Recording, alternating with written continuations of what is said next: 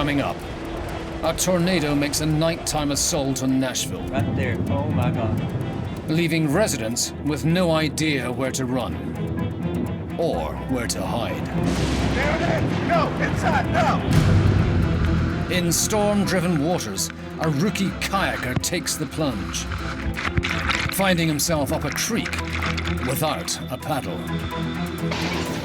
And two stricken storm chasers fear lightning will strike. The car is dead. In the same place twice. Can you turn your car on? Can you drive? Serious? I can't do anything. The car's dead.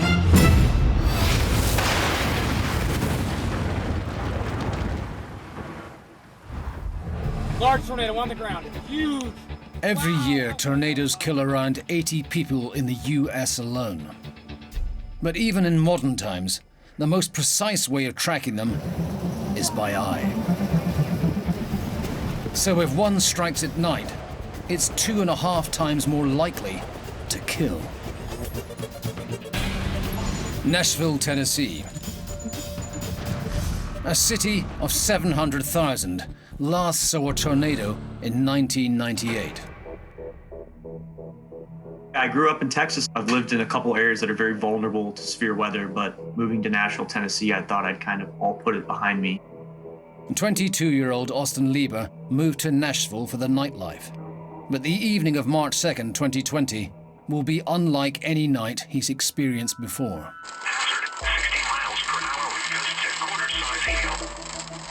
Local news forecasts thunderstorms with a chance of pelting hail. Austin watches from the roof of his apartment block. I wanted to wake my roommate to get us to move our cars to a gas station or something with cover, but I was more concerned about the hail. I've been lucky to never have my car destroyed by hail, and that's what I was ready for. I knew it was real was when I saw that huge power flash that I thought was a lightning strike.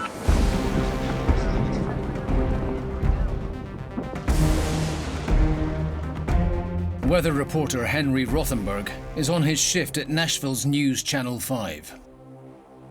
Forecasting is the key to saving lives, to trying to provide as much accurate warning as you can. And, meteorology is an inexact science. As with every storm, Henry keeps a close eye on the weather radar. Just before 11 o'clock, you kind of started to see one storm forming that it was just strengthening. There were no indications that this would happen. It was basically everything developed right before our eyes. There is a tornado right there. Oh my God. We started to see radar morphing into this textbook image of what we call a hook echo, which is when you see that hook on the radar image. Henry suspects a tornado on the ground just 1 mile away, but he needs visual clarification. Not easy in the middle of the night.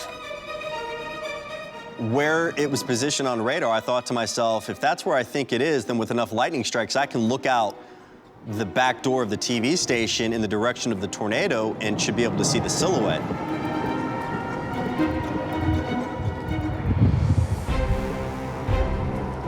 There. Right as I walked out the door, one of our photojournalists, Dan Blummel, happened to be coming around with a camera. With no time to set up communication back to the studio, Henry goes live on air. Hey, Bree, if you guys can hear me, I do not have IFB, but I am out here in the back with Dan. He has got Live View 2 up, and we are looking in the direction of the funnel where we get lightning flashes, lightning strikes, and we have got the actual outline of what has been confirmed as a tornado, the funnel that we can see, folks. So please, you need to head to your safe place right now. We are watching it close. You got the calm before the storm, which is when all the energy ahead of the storm is being sucked up into it. That's when it gets real calm and the wind is real calm. And you can actually hear it. You can hear the wind in the distance starting to pick up. All I could think was, is this really about to happen? Am I really standing in the direct path of a tornado at night that I can only see through the power flashes when it would hit power lines and the lightning strikes when the lightning in the sky would light up the silhouette of the funnel itself?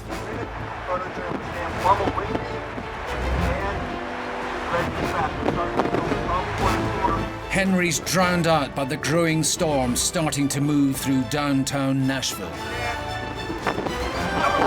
power flash right there. The tornado is coming. Sirens alert the city. And from his viewpoint on the roof, Austin Lieber watches the tornado approach.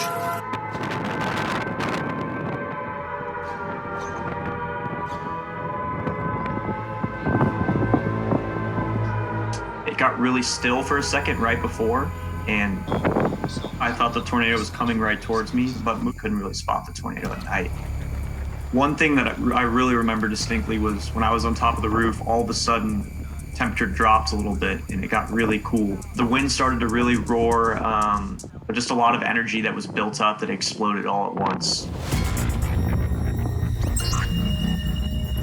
The 165-mile-per-hour tornado scours towards Austin, smashing into the baseball stadium, less than 300 meters from Henry. There it is. Go inside. Now, get inside. You see a very large power flash occur, and that was the scoreboard of the stadium taking a direct hit and basically exploding. And it was at that moment I realized that you're a block from us. This is too close and too dangerous. There it is. Go inside. Now, get inside, folks. This is moving by the Channel 5 area as we speak.